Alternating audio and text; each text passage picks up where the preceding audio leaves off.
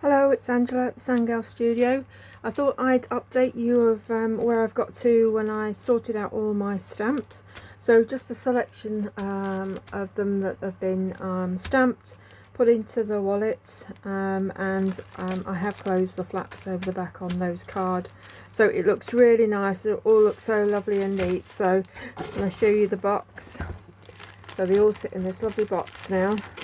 And I'm finding it really easy just to flick through, and just give you a little flick through there.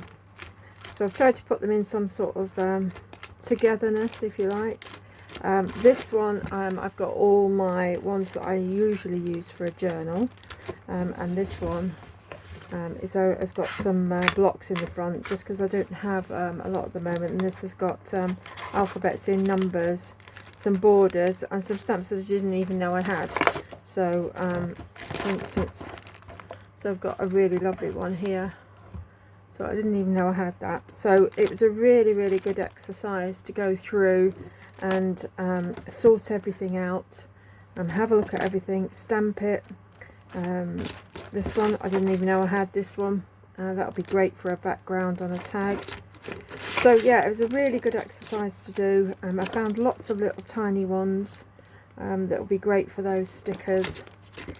But what I didn't find was any buttons. I did find some sewing ones, which I think came off of a magazine, which are at the back here. So I can now start to do my sewing journal. I've been following what Sue's been doing on Susie Q Makes. So now I've found my sewing ones, I'm going to start to do another journal on that sewing theme. I have started, and I put a couple of pages together from some magazines that belong to my gran. So I found this little card of obviously selections of wool. This came out of a back of a pattern, and then we've got pattern at the back. But as you can see, it's lacking a little bit of embellishment at the moment. So I've got this sample card, which is as it was in the Grand Knitting box. I found this, how to make a pom-pom, on a magazine, and when we were children, that's what when my gran looked after us, that's what we made all the time, pom-pom. So that's a really lovely reminder for me. This is one I found in my little stash. When I made some pom-poms with my friends, so I put that in there. And then I've got a little bit of tape measure again, and messing about with things here. So I think now I've got a little tag there. It's got some instructions on the back. So now I found those stamps, I think I can carry on with that. But one thing I did see while Sue was doing her journal is that she was using little cardboard buttons. I like to put buttons in mine. I like to use the linen buttons and stamp them, but Sue was saying about keeping it fairly thin, which I thought was a really good thing, because my journals do get a bit fat. With all the embellishments that I do put in there. So I was watching Sue, and she had a stamp for her buttons. So and a what do you call it? A punch to punch her buttons out. So I thought, well, I haven't got one of them. Amazon won't deliver one today, and that's when I really need to do it. So can I improvise? So this is a little bit of do it yourself, if you like, or make it yourself. And if I get this out of the way, I can show you what I plan to do.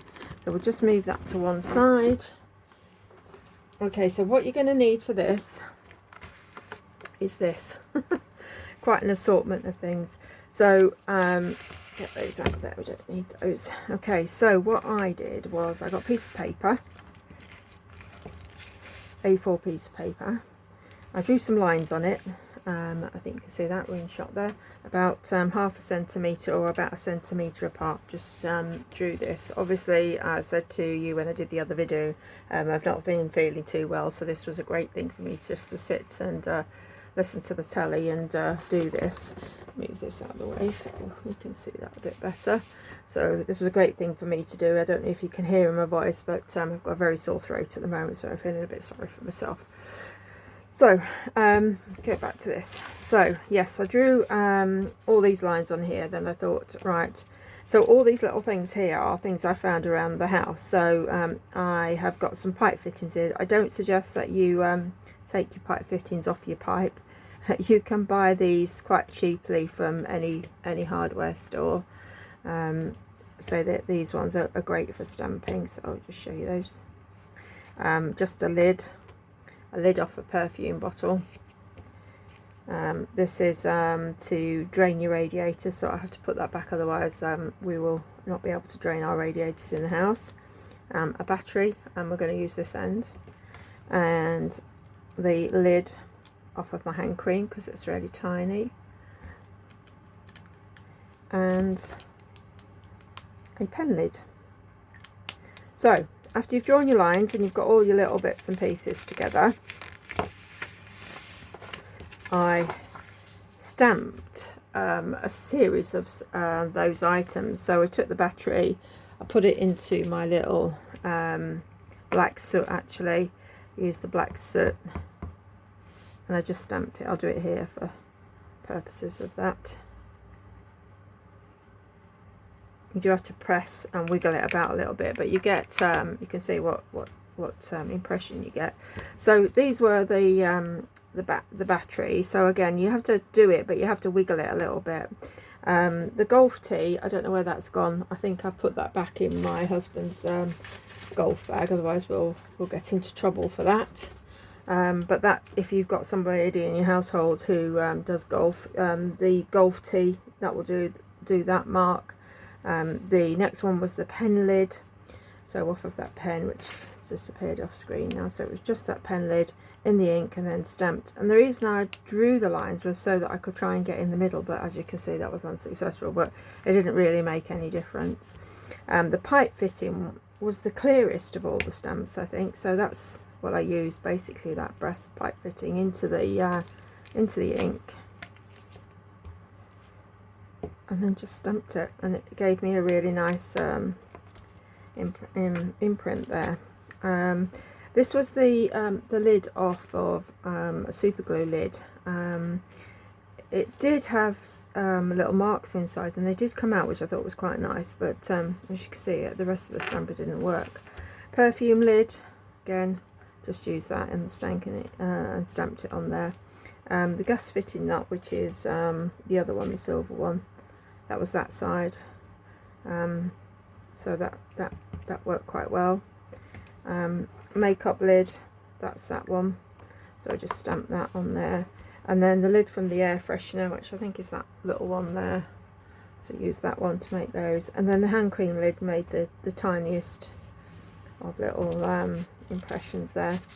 Then I've got a piece of paper there, so then what I did is I cut them all out. I've lost my little samples now. Cut them all out, and I did use some scraps of paper that I had. I just went mad stamping, cutting things out.